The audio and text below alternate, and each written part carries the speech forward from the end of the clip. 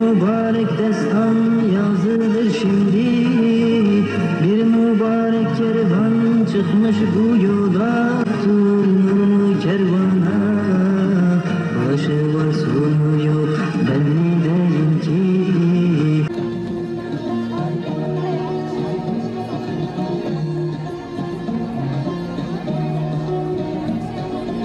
Allah'ın yolunda biz kurbanlarız. Bir can ki keşke 100 binlerce can, olaydı vereydik hiç usanmadan. Yusufiler kimdir? Birçok platformda biz bu ifadeyi kullanıyoruz. Onlarla alakalı belki bir kısım insanlar, yani buradan da uzak olan insanlar, onların kimler olduğu hakkında bilgileri olmayabilir.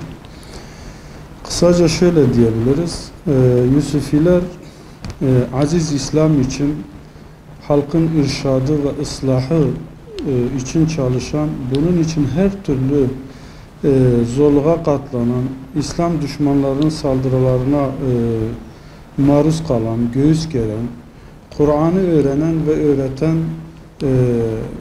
cami ehli muvahhid Müslümanlardırlar, muvahhid müminlerdirler.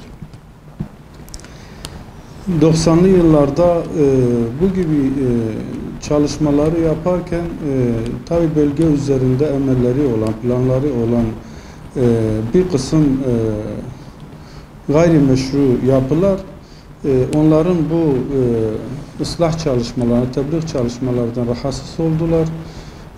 Onların üzerine baskı kurdular ve daha sonra saldırılarda bulunarak birçok kişiyi şehit ettiler. Önlerine bazı seçenekler koyuldu. Bu da medyada ve bazı yerlerde ifade edildiği gibi yani ya terk edeceksiniz buraları ya da bize katılacaksınız ya da sizi öldüreceğiz diye ve bu Müslümanları öldürmeye başladılar. Bunlar da nefsi müdafaada bulundular. Kendilerini muhafaza ettiler. O dönemin işte mürted örgütle işbirliği içinde olan ve bugünümüzde de terör örgütü olarak lanse edilen Fethullah terör örgütüyle ve devletin karanlık yapıları da dahil olmak üzere bu Müslümanların üzerine gittiler ve onları imha talimatı alıp bununla alakalı her türlü kumpası, her türlü uydurma delilleri ve her türlü işkenceyi yaptırarak çoğusunu tutuklayıp cezaevlerine attılar. Yani cezaevlerine giren bu Müslümanlar uzun ama çok uzun yıllardır cezaevlerindedirler. Ve bunlar da tıpkı Hz. Yusuf Aleyhisselam'ın bir iftiraya maruz kalıp, bir kumpasa maruz kalıp cezaevine girdiği gibi bunlar da iftiralara ve kumpaslara maruz kalıp cezaevine koyuldular. Ondan dolayı Hz. Yusuf Aleyhisselam'ın da ismini alarak zindanda kaldıkları sürece buna Yusufiler ismi veriliyor. Yusufiler tabii ki zindana Allah için girdiler. Orada da Rableriyle hemhal oldular.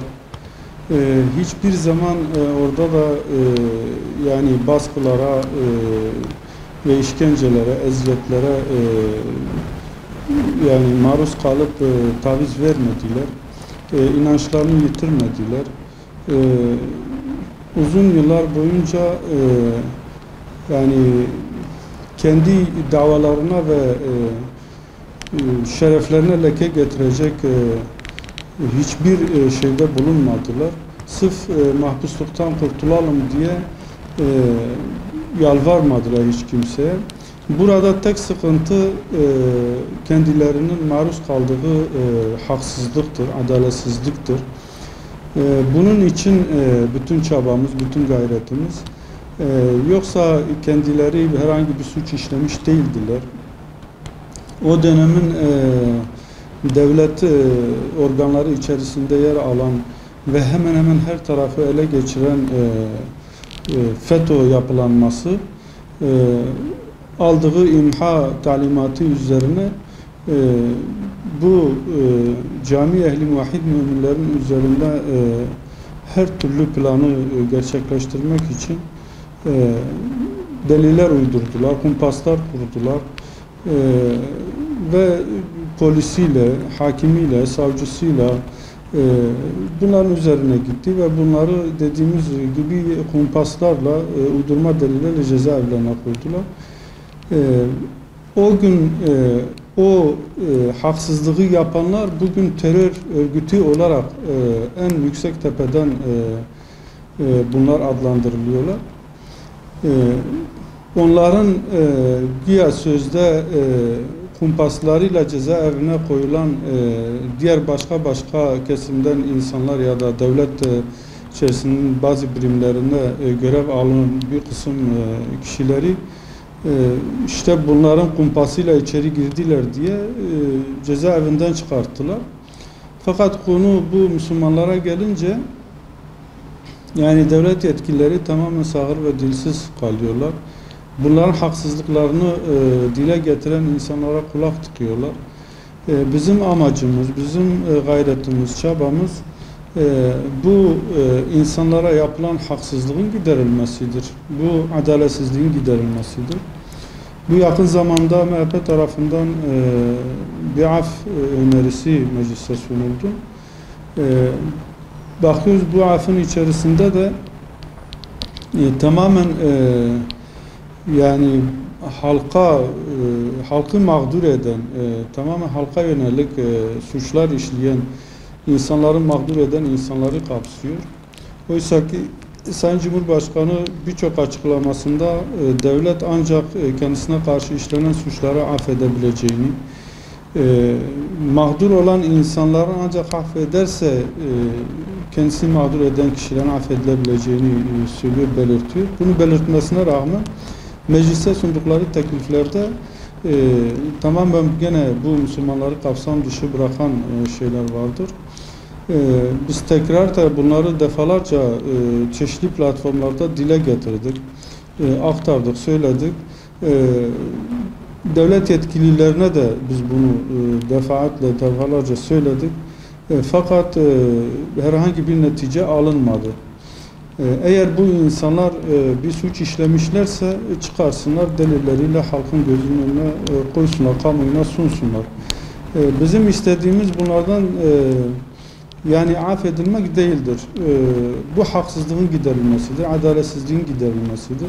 Zaten en azı 18-19 yıldır cezaevindedir. Çoğu büyük miktarda cezalarını çekmişlerdir de zaten. Onların yani eğer iddiaları doğruysa bunu da söylesinler. Yoksa bizim tahammül etmediğimiz şey bunların uğradığı haksızlığın hala devam etmesidir. Bunlara yapılan adaletsizliğin görülmezden gelinmesidir. Yani talebimiz, dileğimiz odur ki yani bu insanlara yapılan bu haksızlıklar giderilsin, ailelerin mağduriyetleri giderilsin. Bu sıkıntıları bu saatten sonra bile olsa artık devam etmesini istiyoruz. Yani inisiyatif olarak tekrardan biz bir kısım bazı şeyler düşünüyoruz. Yani gerek kamuyla alakalı, gerekse yetkililerle alakalı yetkililer nezdinde bazı girişimlerde tekrar bulunacağız. Bunun için gerek avukatlarımız olsun, gerekse bu mağdur aileler olsun, yine de bir araya gelip bununla alakalı ne yapabiliriz, nasıl çalışmalar yürütebiliriz, bununla alakalı bazı şeyler düşünüyoruz.